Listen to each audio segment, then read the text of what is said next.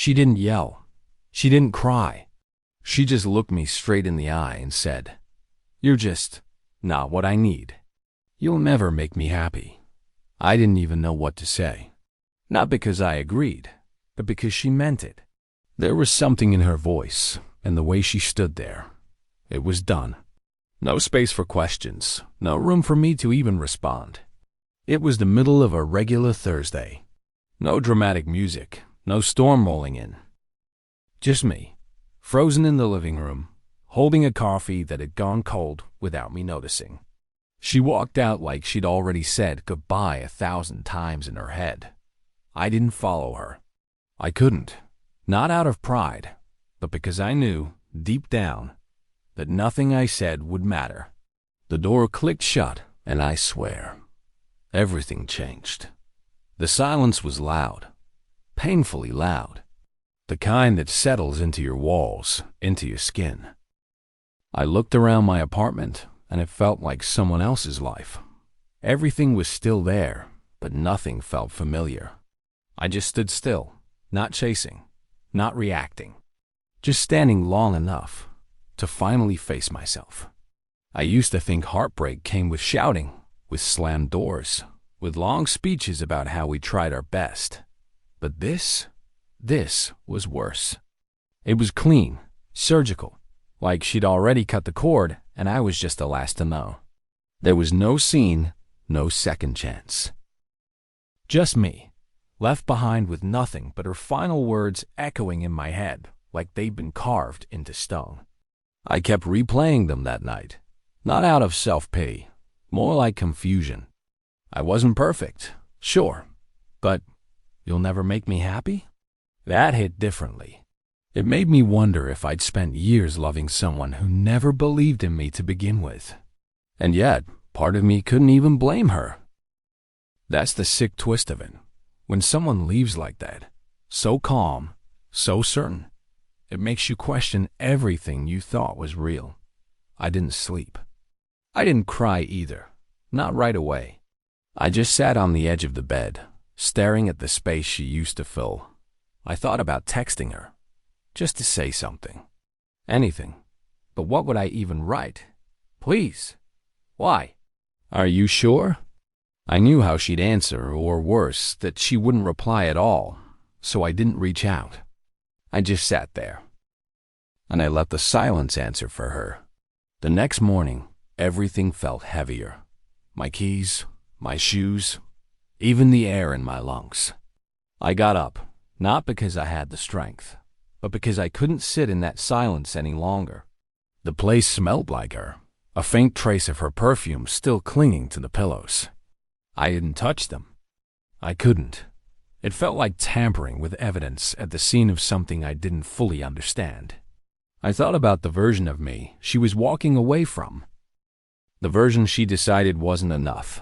And yeah, it stung. It bruised something deeper than pride. But somewhere in all that stillness, I made a quiet decision. Not out loud, not written down, just a whisper inside. Don't beg. Don't break. Just breathe. I didn't want to become the man who spirals after being left. I wanted to become someone else, so I didn't chase her. I didn't write a letter, or send flowers, or fight for a second chance. I just stood there, not out of defeat, but out of something I hadn't felt in a long time. Clarity. I let the stillness settle in, uncomfortable and raw, because for the first time in forever, I wasn't trying to fix someone else's feelings. I was finally starting to face mine. I didn't wake up one morning magically healed. That's not how it works. The pain didn't vanish. It just got quieter, less sharp, more like a dull ache I carried around in my chest. But instead of drowning in it, I started doing small things, almost out of instinct. I'd get up early and run, not fast, not far, just enough to feel my lungs working again. It was the only part of me that didn't feel numb. I stopped ordering takeout. Started cooking, badly at first. I burned eggs. Oversalted pasta. But the kitchen became this weird little place where I didn't have to be sad or strong. I could just exist. chopping vegetables, washing dishes, listening to music I hadn't played in years. I wasn't trying to prove anything. I was just trying to remember what it felt like to be someone on my own terms. I didn't post about the breakup, didn't vent online. No sad quotes. No passive-aggressive memes. I didn't want her to think she still lived in my head, even if part of her did. I stayed quiet. Not because I was hiding, but because I was rebuilding. Quietly. Steadily. It wasn't about revenge or making her regret it. It was about finally asking myself, what do I need now? I started reading again, not just flipping pages, but really reading, letting the words sink in. I found this one line in the book that hit me hard. You don't have to set yourself on fire to keep someone else warm. I remember closing the book and just sitting there with that sentence. It felt like someone had written it for me, like it knew exactly what I'd spent years doing without realizing it. I signed up for a weekend class. Something random, photography. I didn't tell anyone. Didn't make it a new chapter post. I just showed up, quiet, curious, trying. The first time I held the camera and captured something I actually liked, it did something to me. Like I'd unlocked a tiny piece of myself I didn't know was missing. That feeling of creating, of learning again, it was addictive in the best way. And little by little, I started traveling. Day trips at first. Then solo weekends in places I'd always said I'd visit someday. No grand adventures. Just quiet mornings in strange cities. Drinking coffee, watching the world move around me. Nobody knew where I was. Nobody needed to. There was peace in that, in choosing to move forward without making it a performance. I won't pretend it was all graceful. There were nights when the silence felt like punishment. When I'd lie awake, staring at the ceiling, wondering if she ever thought about me. If she regretted leaving, if she even cared that I was gone. But then the mornings would come, and I'd lace up my shoes, make my breakfast, write something down in a journal I never planned to share, and I'd keep going. There was no finish line. No big, dramatic transformation. Just a steady rhythm of showing up for myself, even on the days I didn't feel like it. And somewhere along the way, I noticed something strange. I didn't miss her as much as I missed who I was when I was trying to keep her happy. That version of me had vanished. And maybe that wasn't a loss. Maybe that was the beginning. She once told me I couldn't make her happy. I carried that with me for longer than I should have. But the more I rebuilt, the more I realized she was never supposed to hand me that job in the first place. That wasn't my role. It never should have been. So I stopped chasing happiness like it was a person, and I started learning how to build something much harder, a self I could actually live with. I don't remember the exact moment it happened, when I looked in the mirror and saw someone new staring back. It wasn't just the haircut, or the fact that I'd started dressing better. It was the way I stood, straighter, calmer, like I wasn't bracing for impact anymore. My reflection didn't flinch. It looked settled. And I think that's when I realized something big had shifted, and not just on the outside. I picked up old dreams I'd shelved without noticing. That novel I started years ago? I opened the file again. The business idea I thought was too risky. I started sketching out a plan. Not to prove anything, not to her, not to the world, but because I'd finally cleared enough space in my life to hear myself think. And what I heard was this quiet, persistent voice saying, "It's your turn now."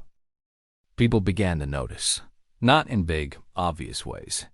Just little comments. "You look good, man," or "You seem different lately." And they were right. I was different. I laughed easier. I said no without guilt. I stopped apologizing for wanting more. It wasn't some dramatic reinvention. It was more like returning. Like finding pieces of myself I'd forgotten I had. It's funny how you don't realize how much you've outgrown something until you stop shrinking to fit it. That version of me, the one who walked on eggshells, Always worried about saying the wrong thing, about not being enough. He doesn't live here anymore. I started choosing things that made me feel alive, not just accepted. And I started doing them even if no one clapped. There was this one night. I remember it clearly when I stayed up until 2 a.m. building a playlist for no reason other than it made me happy. Just music that reminded me of who I used to be before I let someone else define me. That small joy, it felt huge because it came from me. I wasn't waiting for permission to enjoy my own life anymore. That shift changed everything. And no, I didn't hate her. I didn't wish her pain or want her to see what she'd lost. That's the thing. Once you truly start healing, revenge stops looking like a goal and starts looking like wasted energy. I wasn't becoming this version of me to prove her wrong. I was becoming him because I finally realized she never really knew who I was to begin with. I started spending more time alone. Not lonely, just alone. There's a difference. I'd sit in coffee shops with a book and no distractions. I'd go on walks without checking my phone. I began to notice the way sunlight hit the pavement at golden hour, how strangers smiled back when I smiled first. The world hadn't changed. I was finally in my life, not just surviving it. Some days I'd catch myself in a moment, laughing with friends, solving a problem at work, making something with my hands, and I'd think she wouldn't recognize me now. And not in a smug way, more like a soft truth, because I barely recognized myself. In the best possible way, I wasn't pretending to be whole. I was slowly becoming whole, and that made all the difference. So no, this wasn't some movie montage transformation. It wasn't polished or fast, but it was real, and it was mine. Every step, every quiet victory, every late night of doubt followed by a stronger morning. I wasn't rebuilding myself for show. I was building a life I didn't want to escape from, one that didn't need her applause to feel worth living. I wasn't expecting to see her. Not there. Not that day. I was just grabbing a coffee and flipping through a book I didn't plan to buy. A quiet afternoon, nothing more. But then I looked up, and there she was, standing across the room like a memory I hadn't thought about in weeks. She hadn't changed much. Same posture, same way she tucked her hair behind her ear. But something in her eyes flickered the second they found mine. There was this moment, short, maybe 2 seconds, where time stretched itself out. She froze. I didn't. I gave her a nod, a polite smile. Not bitter, not cold, just calm. Like seeing an old classmate you no longer have anything in common with. She looked like she wanted to say something. Her mouth opened slightly, then stopped. I didn't wait to find out what she'd say. I turned back to my book. I could feel her eyes on me, probably scanning for clues, wondering if I was seeing someone, if I was happy, if I still missed her. But I didn't give her that moment, not because I wanted to punish her. That wasn't it. It's just I didn't owe her anything anymore, not a reaction, not an update, not even eye contact. That was the most freeing part of it all. She lingered by the shelf, pretending to browse, but her body gave her away. You can always tell when someone's stalling for courage. Her fingers traced the spines of books without reading a single title. I could almost hear the questions in her head. Should I say something? Will he listen? Does he hate me? But the truth is, I didn't need anything from her, not even closure. I already had that in the way my heart stayed steady. There was a time when seeing her would have knocked the wind out of me. I would have gone home replaying the look in her eyes, the shape of her mouth, wondering what I could have said to make her stay. But not now. Now, all I felt was this strange sense of peace. She was a chapter I'd read too many times. I didn't need to open it again. I'd lived it, learned from it, and moved on. She eventually turned away. I saw her hesitate one last time before walking out. I didn't watch her leave. Not really. I just focused on the page in front of me. It was a quiet kind of victory, the kind you don't celebrate out loud. I didn't need her to see how far I'd come. I knew, and for the first time, that was more than enough. I paid for my coffee and walked out like it was just another Tuesday, because it was. There was no aftershock, no urge to look back. The old me might have replayed the moment on a loop, wondering what she felt, what it meant. But the man I've become, he didn't need to dissect it. She saw me. That was enough. Not for validation, just as a kind of silent acknowledgement that I'd survived her absence. The strangest part wasn't the lack of emotion. It was how natural it all felt. Like the universe had staged that run-in not for drama, but for confirmation. Proof that I'd truly changed. That I didn't need to flinch or fold or fumble through small talk. That I could see her and still choose myself. And honestly, that was more satisfying than any apology she could have offered. She waited just for a second, like she thought I might stop or turn or say her name. But I didn't. Not out of spite, not out of pride. Just because I had nothing left to say. I had already said it all, not in words, but in the way I lived afterward.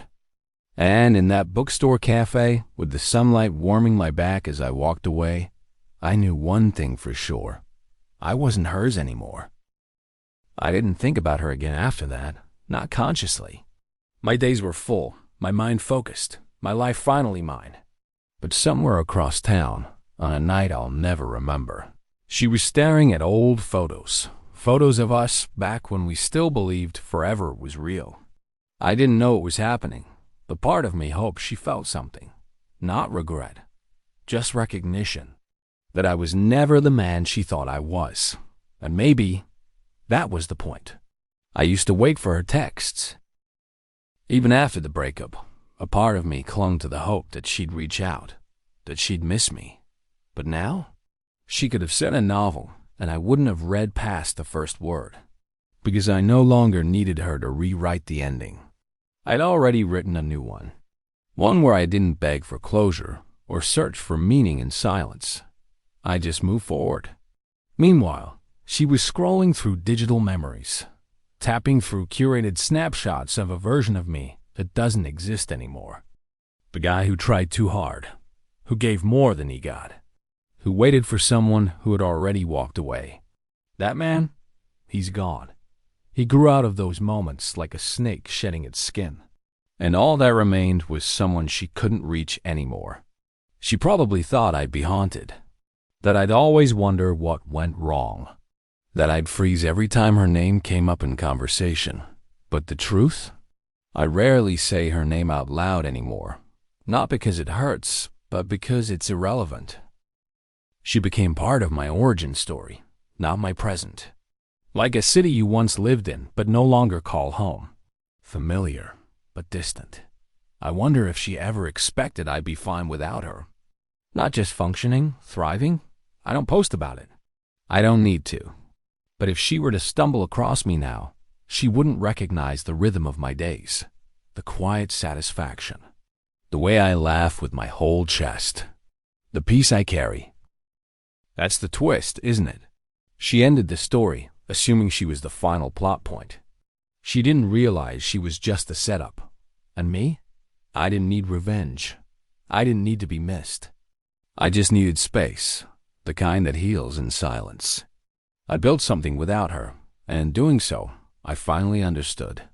Some endings don't need rewrites. They need distance. And she gave me exactly that. A sentence that shut the door, and in doing so, opened a better one.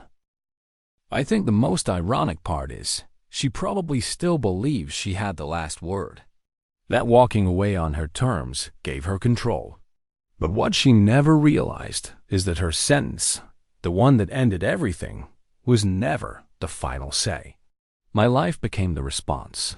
Not loud, not performative, just undeniable. Every step I took after her was a reply she no longer had access to. Some nights, I fall asleep without remembering her face. That used to scare me. The idea of forgetting. Now, It feels like freedom. Not because I erased her, but because I've finally filled the space she left with things that matter. Real things. Peace, purpose, self-respect. And in the rare moment she crosses my mind, it's not with bitterness.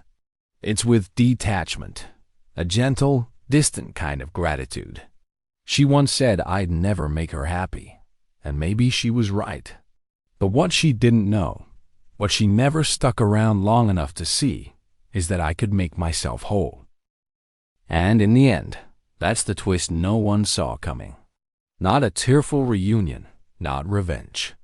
Just this, a quiet, full life she no longer has the password to.